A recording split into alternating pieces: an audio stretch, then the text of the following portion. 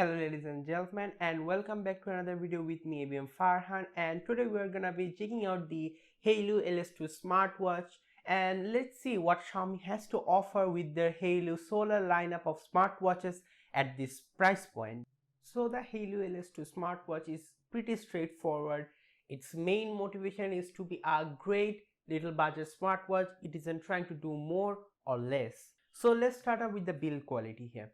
So the Haylou smartwatch is made up of glass, zinc alloy as well as plastic. The backplate is made up of plastic while the sensors are covered in a transparent polycarbonate material. The frame and the sides are made up of zinc alloy, which is pretty durable in my testing, and the front or the display is covered with glass. However, it's not specified what type of a protection that glass is. I assume it's some sort of Gorilla Glass, but don't quote me on that.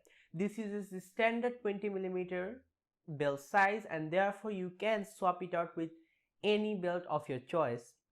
The regular strap that it comes with, however, are really good too.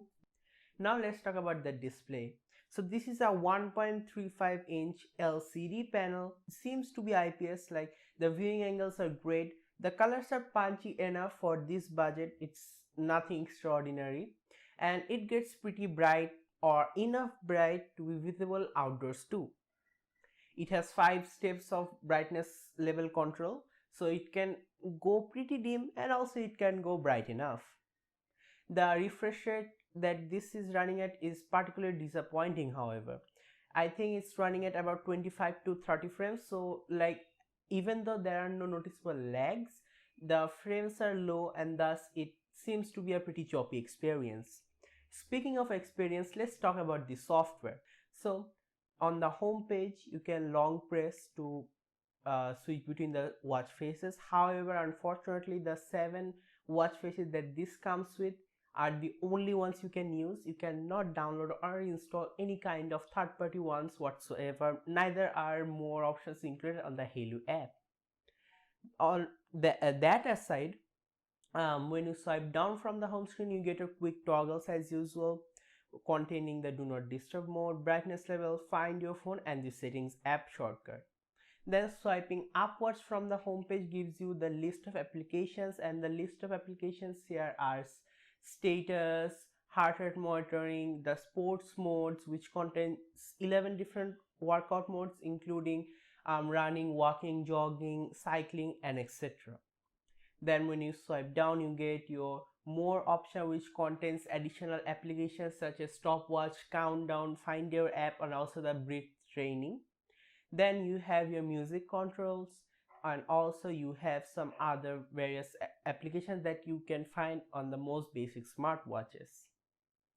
Now swiping left or right from the home screen gives you all the widgets. The first widget which you can encounter by swiping left is the status, then you have heart rate, then sleep monitoring, and then the weather app, and back to the home screen again. Also, talking about the button, it also acts as a home button, so you can like go back a step or you can use it to turn the display on and off. Now let's talk about the health tracking features. We have heart rate monitoring as usual with a stress monitoring bar right above that. We also have our sleep monitoring, which is hella accurate, and on my testing it was really good. And talking about the earlier 11 workout modes, those are plenty enough too. Also, the pedometer and the location was pretty accurate, and now the pedometer sensor here is embedded and is pretty accurate, and I had no problems whatsoever. This is around 95 to 99% accuracy, and I have compared this data with my Mi Band 5 as well as the Samsung Galaxy Watch Active 2. So this also has IP68 water rating. However, we do not have any official swimming tracking modes, so yeah, that's a bit of a bummer. Other than that, for this price, it does what a smartwatch has to do at its core. It can mirror your notifications, which unfortunately you cannot reply to because of course this is a budget smartwatch. Then also you do not have like a lot of watch faces, and also another disadvantage I would think of is that some people might actually prefer a GPS built-in, even though it's slower, because sometimes they do not want to take their phones with them while they are on a workout.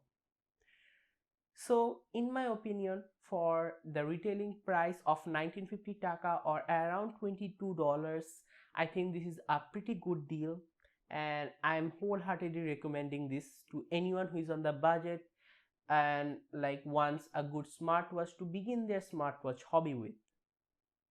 So that's been it for today, guys. Hope you guys enjoyed the video. Please do subscribe and leave a like down below, and that's me signing off. See you in the next one.